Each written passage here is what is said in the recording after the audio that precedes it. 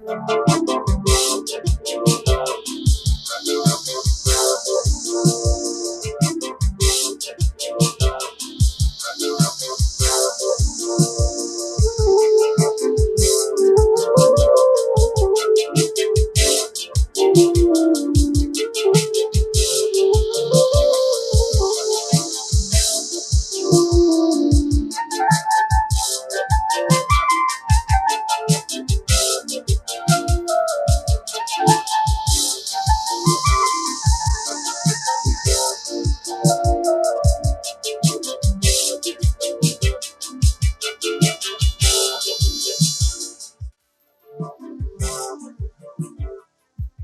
very good evening all. I'm Aditi Lamba with the Thursday night edition of South Asian News, Vision of Asia. We are coming to you from our studio in New York City. Welcome to the show.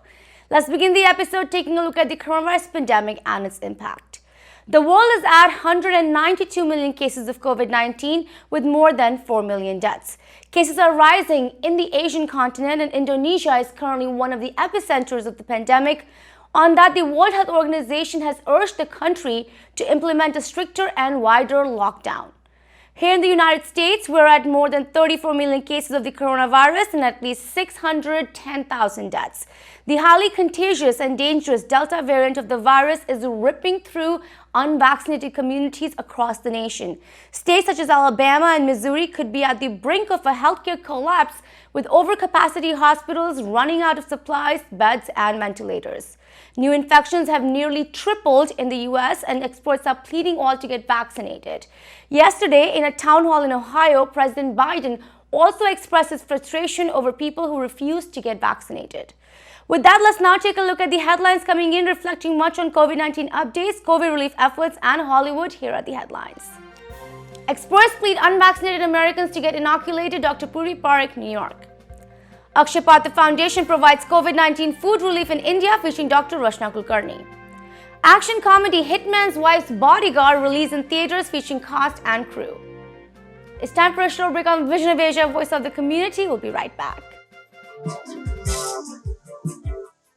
Welcome back. I'm Aditi Lamba, and this is Vision of Asia, Thursday night episode of South Asian News. On coronavirus updates and measures, advisors to the CDC have said that they will consider evidence suggesting that a booster dose of COVID-19 vaccines could increase protection amongst people with compromised immune systems. The agency has stated that these individuals are at increased risk of severe disease and death from COVID-19. CDC's director, Dr. Rochelle Walensky, has warned the nation and said that the United States is not out of the woods yet and is at another pivotal point in this pandemic as the Delta variant continues to spread all across, especially again in low vaccinated areas. Experts are worried that this current surge in cases will overwhelm healthcare systems in these areas. Meanwhile, sending children back to school in the fall has become a much heated debate, with many health experts recommending to keep COVID-19 measures, especially masks, in school where majority of children are not eligible to get vaccinated. On this and much more, we now have our conversation with ITV Gold's health expert, Dr. Purvi Parikh. Here's what Dr. Parikh had to say. The WHO just came up saying that cases and deaths are climbing globally after the fact that they were actually declining. And all these countries that we're talking about that are going back into restrictions have low vaccination rates. Right. How does this look globally? Say the United States and other neighboring countries do reach the herd immunity, but other countries don't reach it. What happens then? Yeah, so it's still a problem. You know, we're not living isolated, right? Any outbreak, even if the rest of the world does not reach herd immunity, it's a big problem for the U.S. because this pandemic started overseas. So any problems that are going on overseas with infection outbreaks can be here within days. You know, it can be, especially in a very populated city like New York or LA, where there's a lot of international travel. So, you know, even in the last 2 weeks, we've seen cases go up almost 145% in the country. So I think, you know, it's very short-sighted to only look at herd immunity as an American problem. It's actually a global problem. And it's in our best interest to make sure everybody has access to a vaccine. Yeah, that's why all the, developed countries need to send more and more vaccines out to the underdeveloped one. Just a couple more questions left for you, Doctor. Canada is opening up its border to fully vaccinated Americans on August 9th. Now, Right. you're seeing a lot happen with cases and deaths right now. We're seeing a spike in it. Could this be a bad decision to happen right now? How are you looking at it? Yeah, I mean, it's all in the details, right? So just because someone's fully vaccinated doesn't mean they're not sick or able to spread the infection. So as long as they still have certain safety checks in place, meaning if someone comes and has symptoms, meaning they're coughing or has a fever, they should still quarantine, even if they're fully vaccinated. For the most part, the risk is much lower now to open the border than it was a year ago or 6 months ago. But with these variants circulating, they have to be very strict in really regulating even those who are vaccinated coming in. And I don't know, I feel like that will be a challenge to do that. Right. What's your prediction for the next month or so? So, I mean, the next month or so, it's still summertime. So there is possibility that even with surges, things can stay quiet. My bigger fear is fall and winter when everyone starts spending more time indoors. If you remember, last January was the deadliest month of the pandemic. And that's because it was winter, and cold and everyone's inside where the virus can spread. My prediction too will also vary based on how many people go out and get vaccinated in the next month. If those rates increase, I think we'll be in much better shape. But I think only 50 to 60% of the country is fully vaccinated right now. So we really need more individuals to go ahead and get their shots. Yeah, vaccines.gov is the website to find vaccine information and location. My last question to you, doctor. A big news came out about India, our motherland, and they're saying the death toll from COVID-19 could be 10 times worse than the reported numbers. They're saying it could happen between 3.4 million to 4.7 million just in India. Do you agree with this assessment? And also, are you worried about India opening up the way it is right now? Yeah, those are very sobering numbers because if you think about it, if that's actually true, which is very possible, it could be true, then India will have the same amount of deaths as the whole world. Right now there's like a little over 4 million deaths globally. And then if we now feel that there are going to be 4 million in India alone, that is a mass casualty. And it's very possible because even in the US, they're probably undercounted because many people die at home before the diagnosis is made, or, they die on their way to the hospital, and all of those cases are not counted, and as we know, India was completely out of resources. So there must have been so many COVID cases that weren't even accounted for. So I do believe that that's possible. And yes, opening up could be tragic. And it's very difficult because I know some people need things opened up for their livelihood, especially those that are living on the poverty line. But at the same time, a lot of non-essential gatherings could put India back into the crisis that it just was in a few weeks ago. Right. Just a quick follow-up. Do you see the surge happening in the fall there as well, and a troublesome surge? Hopefully not. It all depends on the regions of India too, because there are certain parts that are very similar to our winter. So those areas may have issues in fall and winter if people are not careful, if the vaccination rates remain low. Remember, despite how densely populated India is, the vaccine rates are extremely low. Right. So I think they really need to ramp that up to avoid any type of crisis situation. Directed by Patrick, new American action comedy film Hitman's Wife's Bodyguard has been released by Lionsgate in theaters near you. The movie is written by Tom O'Connor and Brandon and Philip Murphy and is a sequel to 2017's film The Hitman's Bodyguard. The film stars Ryan Reynolds, Samuel Jackson, Salma Hayek, Richard Grant, along with Frank Grillo, Tom Hopper, Antonio Banderas, and Morgan Freeman. In Hitman's Wife's Bodyguard, Ryan Reynolds' character, bodyguard Michael Bryce, must once again team up with hitman Darium Kincaid, played by Samuel Jackson, and his wife, played by Salma Hayek, all to stop a madman, played by Antonio Banderas, from launching a terror attack on Europe. We have tonight some more insight into the movie featuring cast and crew. Here's the story.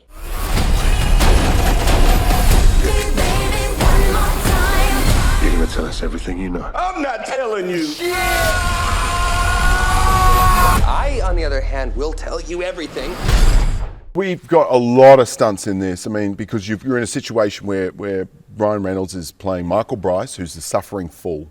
Okay, and from the day I started to sit down and think about how would I turn this in? How would I make this sequel?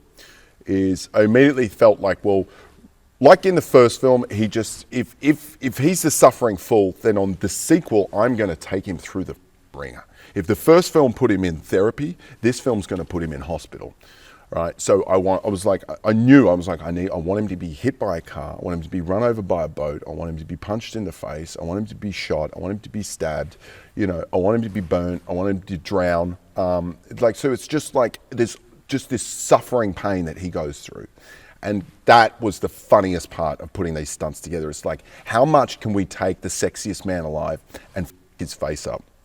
You know, and so by the end of the film, and that was like the funniest thing when we were putting it together in the edit, was you take Ryan Reynolds, who's just gorgeous looking and chiseled jaw, and he's got all this, you know, and we introduce his character, and he's in a suit, and he's at this beautiful event, and he's just killing it in life, crushing it. But by the end of the film, his face is all, and he's been shot and stabbed, and his suit's ratty, and he hasn't slept in 3 days, and you barely recognize that it's Ryan Reynolds. He has had a tremendous year. Michael Bryce is the bodyguard of the year. Woo!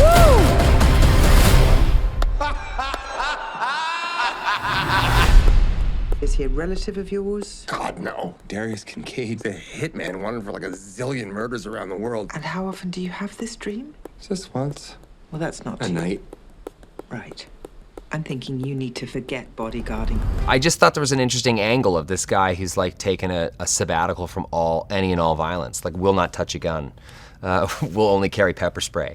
And there's something great about, you know, being in this kind of high octane action film where Sam's character is an assassin, so naturally he is carrying weapons and guns all the time, has no problem with it, you know, is just totally integrated into his personality, but my character's kind of at odds with it also.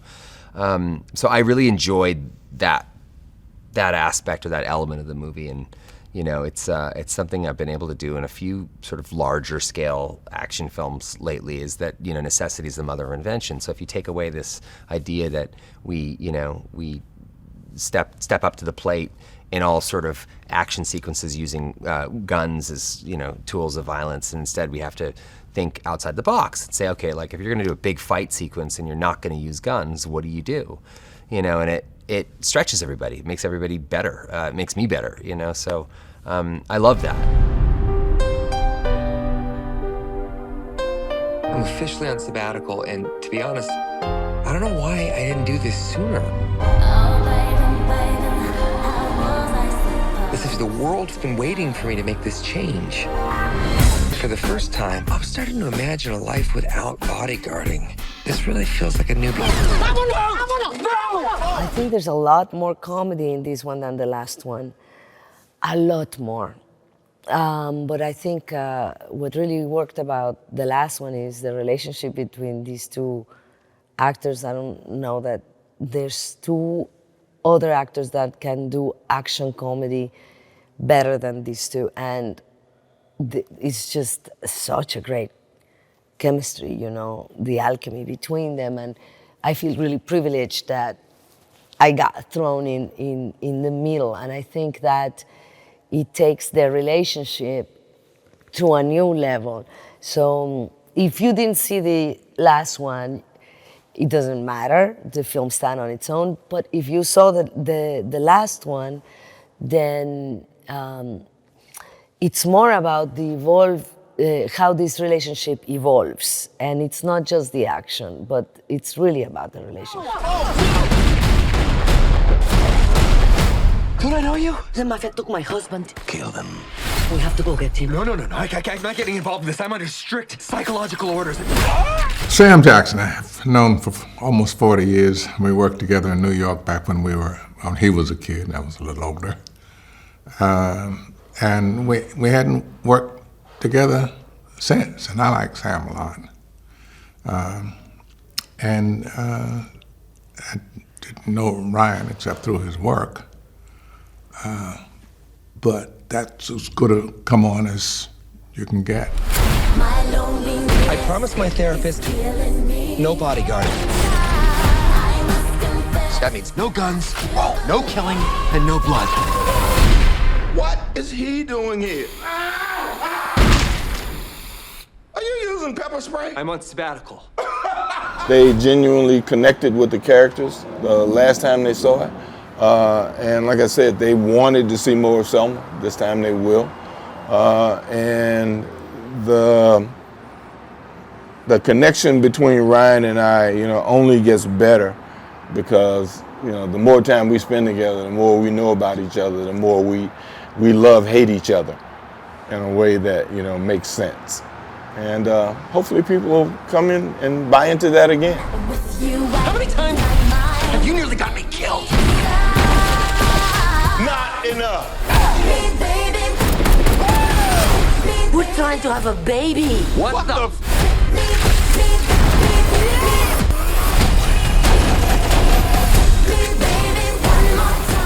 Well, it's time for another short break on Vision of Asia, Voice of the Community. Don't go anywhere. We'll be right back. And welcome back. I'm Aditi Lamba, and this is Vision of Asia South Asian news segment. Indian nonprofit organizations across the United States have been on the front line sending much needed resources and donations back to India for COVID relief efforts impacting majorly the underserved community the most. These organizations have made sure that communities that do not have much right now can be taken care of, especially after the damage second wave of coronavirus caused in India. Such an organization is Akshaya Patra Foundation, which has been tirelessly working towards providing food and education for India's children and their families during this pandemic. One of the biggest issues of the devastation in India has been food insecurity amongst vulnerable communities such as migrant laborers and low-income families, and Akshaya Patra is on the ground reaching out to them. Between March 2020 and July 2021, the foundation has served more than 151 million meals to people in need. Discussing more on this, we spoke with Dr. Rachana Kulkarni. She is on the board of trustees for Akshaya Patra USA and is also the chair for the Tri-State chapter of the foundation. You can visit akshaypatrausa.org for more information. Here is Dr. Kulkarni. The recent surge, doctor, that we saw where thousands and thousands of Indians died, we were out of oxygen in the country, they were out of beds, ventilators, quite similar to the destruction we saw here in the United States. How did you then pivot the programs of Akshaya Patra? What became the focus during that time? Excellent question, Aditi, because as the virus and the second wave hit, we knew that we have to adapt because the need for meals and the need for food had gone way beyond just school children. First and foremost, the schools were closed. So how do you get food to people? How do you get food to families when the schools are closed? So what Akshaya Patra did was that we serve in 49 locations in India, and the kids are registered for schools. So we did happiness kits. We started doing happiness kits for the kids. What that has, it has dry ration, it has meals, it has sanitary supplies. And one big issue was that we did not want these kids, because of COVID, because of schools being closed, we did not want these kids to go back in poverty. And we did not want, because families did not have means to supply and support these kids. So we started keeping them engaged in education by giving them workbooks, crayons, sanitary napkins, sanitary supplies such as toothbrush, combs, all of that, and masks, so that the kids stay engaged, kids stay fed. When the second wave hit, the need, the necessity for food, the hunger, that need increased even beyond that, because we now know that the families don't have anything to eat. A lot of them are losing employment. They don't have any means to support families. So we now came up with family happiness kits.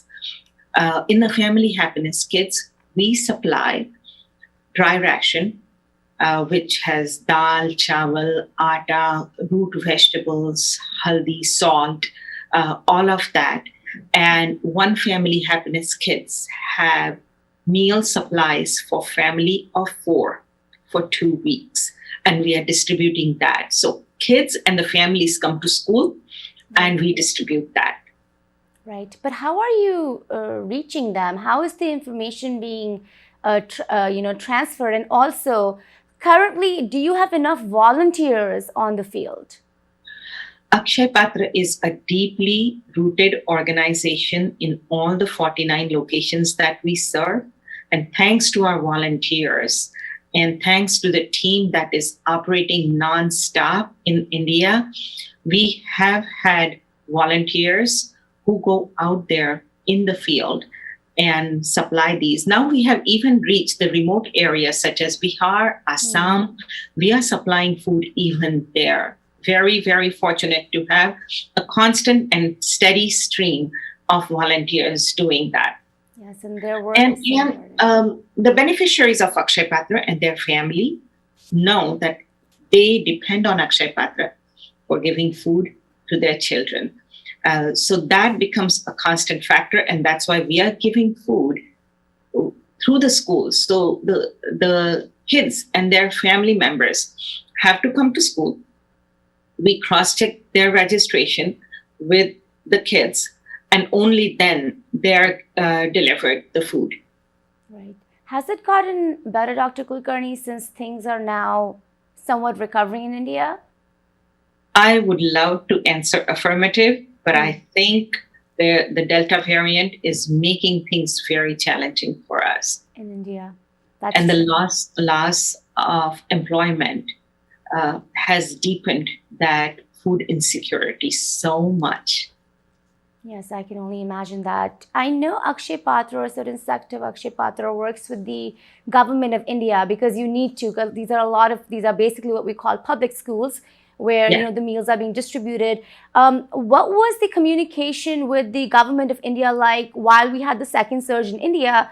And now how has the communication changed? What do they want you to focus on? Akshaya Patra, because of its infrastructure and volunteers, government of India has tapped regularly into. At this point, they have asked us to increase our reach and increase our services way beyond the school meals. They have asked us to supply food, if we can, to government hospital doctors and the patients and relatives, which we are doing. Some of our kitchens are open, and we have started that pilot program in Bangalore and Delhi. And we are currently supplying food to doctors, healthcare workers, and families and relatives at Ram Manohar Lohia Hospital and Lady Harding's Hospital. Well, with this, we wrap up the show for the night. Again, please send us your suggestions and get your voices and organization on our show. Email us on events@itvgold.com or follow us on our Facebook handle at itvgold. You can also subscribe to our YouTube channel for free access to many of our popular shows. Thank you for joining us tonight from Queens, New York. This is Vision of Asia, and I'm Aditi Lamba. Take care and be well.